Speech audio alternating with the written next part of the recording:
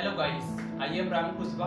तो आज हम इस वीडियो में dust of snow and fire and ice दोनों पोएम को पढ़ने वाले हैं, जिसके राइटर है रॉबर्ट फ्रॉस्ट। ठीक है, तो रॉबर्ट फ्रॉस्ट जी ने डस्ट ऑफ स्नो पोएम में बताया कि जो छोटी मोटी घटनाएं होती हैं, जो छोटी छोटी घटनाएं होती हैं, उनका जीवन पर क्या प्रभाव पड़ता है।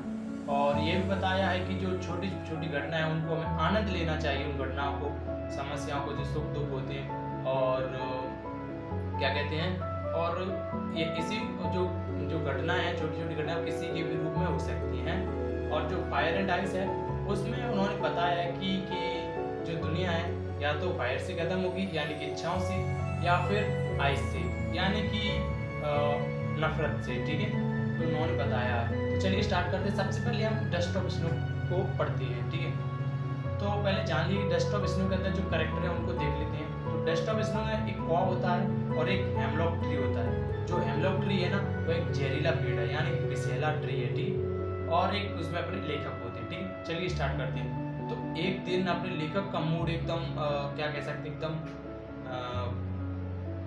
उनका दिन खराब था, यानी उनका मूड ऑफ था। तो वह जाते हैं और एक पेड़ के नीचे बैठ जाते हैं, और पेड़ का नाम क्या था, हेमलॉक ट्री। और चारों तरफ बर्फ ही बर्फ थी, चारों तरफ कोहरा था, बर्फ थी। और फिर क्या होता है कि जो हेमलॉक ट्री था उसके ऊपर, मतलब उस डाली होती, ब्रांच होती, उसके ऊपर कौवा बैठा था, और उसी ब्रांच के नीचे, उसी पेड़ के किनारे अपने लेखक बैठे हुए थे। ठीक है, तो क्या होता है, एकदम जो कौवा था वह कांप रहा था। उसके कुछ झटपटाने से बर्फ का जो डस्ट गिर जाता है उसके क्या कहते हैं, रॉबर्ट फ्रॉस्ट के ऊपर। तो उनका मूड एकदम चेंज हो जाता है उसी वक्त। फिर वह सोचता है कि मैं इस पर क्यों अपना समय बर्बाद कर रहा हूँ। फिर उनका ऐसे मन हो जाता है, मतलब एकदम उनके जीवन में जो उदासीन बैठे हुए थे वह बस उसी जो डस्ट गिरी थी उसी के कारण उनका पूरा मूड चेंज हो जाता है। और फिर भी सोचने लगते हैं कि मैं ये क्यों अपना ये बर्बाद कर रहा हूँ समय, ये वो वगैरह।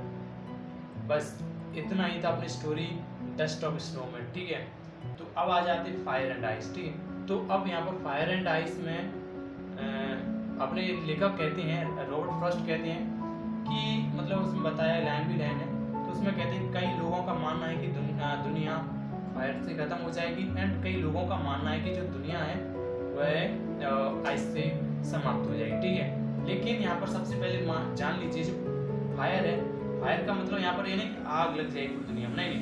फायर का मतलब इच्छा, लालच या भावना है। और जो बर्फ है, बर्फ मतलब बर्फ का यहाँ पर प्रतीक है नफरत, ठंडापन या फिर संवेदनशीलता। ठीक है, तो यहाँ पर बताना चाहते हैं कवि कि या तो ये दुनिया इच्छाओं की आग से समाप्त हो जाएगी, या तो ये नफरतों की बर्फ से यहाँ पर दुनिया समाप्त हो सकती है। तो यही इस पूरी स्टोरी में टेल अबाउट की गई है। ठीक है, मतलब इस स्टोरी को बताया गया है कि दुनिया या तो बर्फ से खत्म हो जाएगी या आइस से। ठीक है, और ज़्यादा कुछ नहीं है। चलिए मिलते हैं। और यदि आपको एकदम एनसीईआरटी एक्सप्लेनेशन चाहिए तो उस वीडियो का लिंक आपको डिस्क्रिप्शन में मिल जाएगा। इनका आपको एकदम एनसीईआरटी लाइन बाय लाइन का एक्सप्लेनेशन किया है दोनों पोएम को अलग अलग वीडियो में। आई थिंक 2 या 3 मिनट्स की दोनों वीडियो होंगी, 2 मिनट्स की या 3 मिनट्स की। ठीक, उन दोनों वीडियोस का लिंक आपको डिस्क्रिप्शन में मिल जाएगा। यदि आपको यहाँ तक समझ में आया कि क्या क्या कहा है लेखक जी ने, तो धन्यवाद, thank you, and like and share comment.